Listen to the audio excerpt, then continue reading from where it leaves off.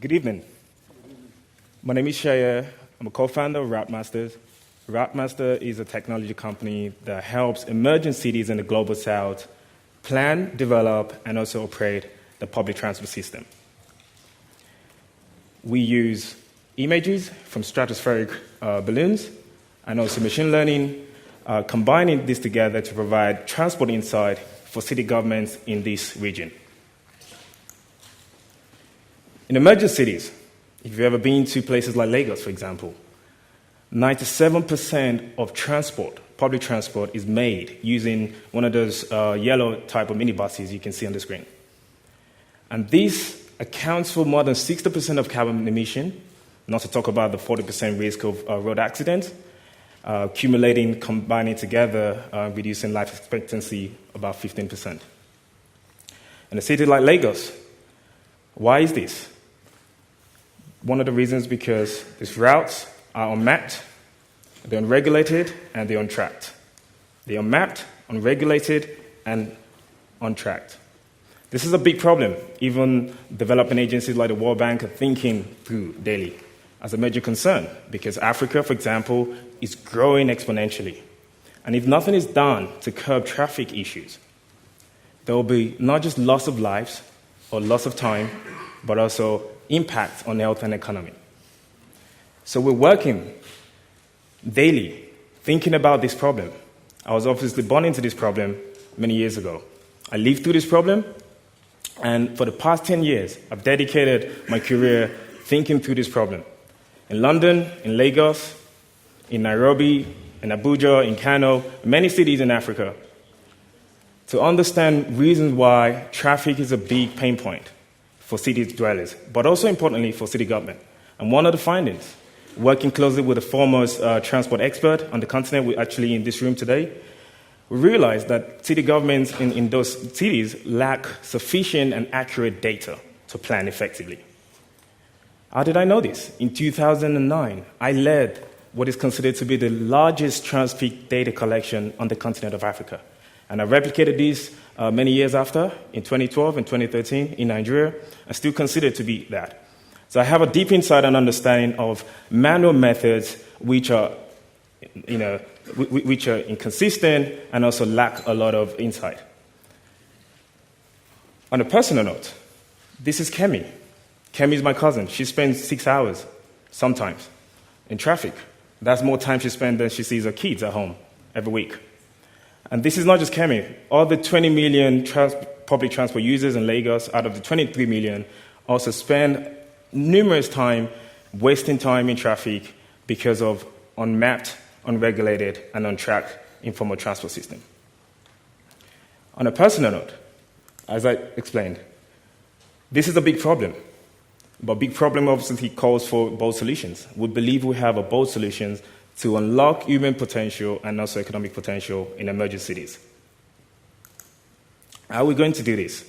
Well, we're changing the way the cities move, the way they map, integrate, and plan the transport planning, with a 4 tested and proven stage, using stratospheric balloon to capture high-quality images, and the second stage, classifying them through basic machine learning techniques. And this is where innovation comes in, as the last stage.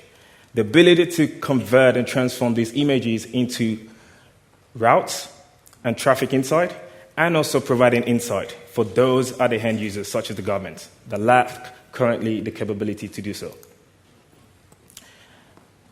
Stratospheric balloon in the past year has gained traction.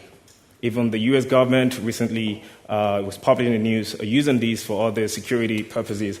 And we see this as an exciting time for us to make use of this technology. Machine learning, likewise, is a game changer. We think a combination of these would help us and give us the opportunity to use images to provide traffic insight which city planners can use, and creating a live network for us. Now, this dashboard, where we have insight, is what our city professionals and government are more excited about. Because the traditional transport modeling stages are complex, you have to be trained, but there's no really time in these regions to have people to learn for years at how to use this. So what does this do? Carly Fiorina, the former CEO of HP, once said, The goal is to transform data into information and information into insight. And this is exactly what we're doing. A few months ago, the Lagos State government procured 800 buses. And the big question on the mind is, how do we deploy these buses? To which route do we deploy them? At what time or what frequency? Well, the good news is this is exactly what we can answer for them with this. And many other scenarios that they can create themselves to understand what the issue is and the impact is on the network. Of course, this is also going to support operational aspects of bus operators knowing exactly what the key issue is on the network, and they can deploy the right solution. So yes, we can support governments with better insight, but if you look at the map, the ring in the circle there, based on the research by Delia, Africa is still the last place on earth with the low use of mobile phone transport apps. We believe that the data that we gather and capture can also power supporting applications. So think about the Move It or the City Map of Africa. So the data we generate supporting civic government can also support consumers through mobile apps. And we hope that that ring circle would improve. We already have a lot of partners that are supporting us. We have letters of intent already at the local government that are looking to use our solutions. And we're obviously addressing many UN SDG goals.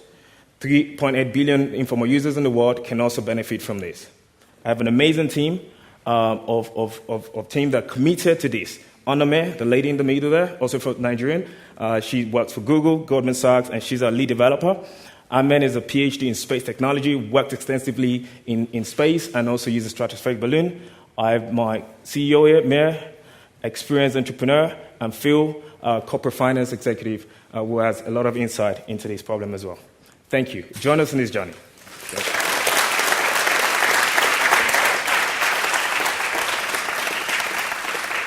Shea, thank you very much. We would love to join you. Alistair, you look ready for the question already? So part of what's innovative here then comes from the stratosphere, comes from the mapping through the balloons. Would, again, playing devil's advocate, if the problem is lack of mapping, and especially where there's a lot of informality in the city structure, Right.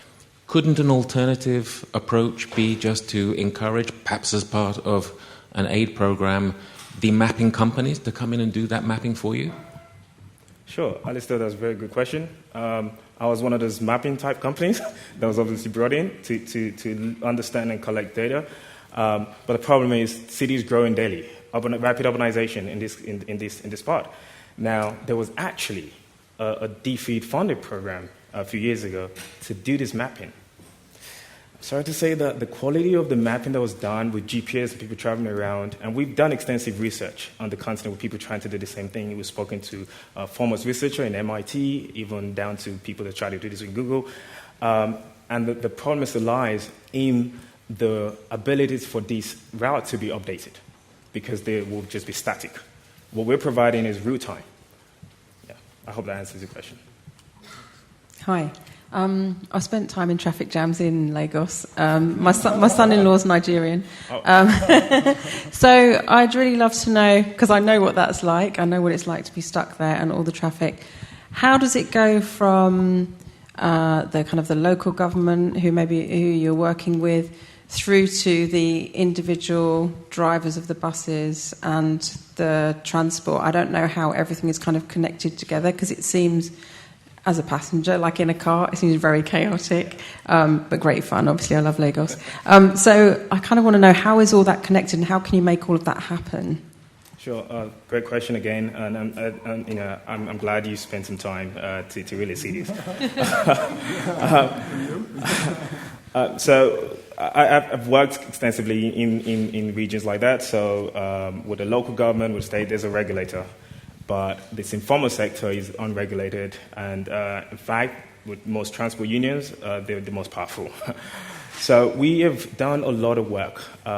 In April and May, myself and my co-founders spent weeks in Lagos actually going to speak with these bus operators themselves, this individual, to really understand what the key problem is and if they can get buy-in to it. We made a lot of headways, but we understand as well that there are some issues for us to cut. there's a lot of disparity between what the city government want to do and what this informal sector want to do. And we came in the middle and was able to actually provide a better kind of leverage inside for the city government. And they really appreciate that. So we've, in a way, been able to really bridge the gap, understanding exactly what the real need is from the driver's perspective, but also from the government. Yeah. Thank you very much.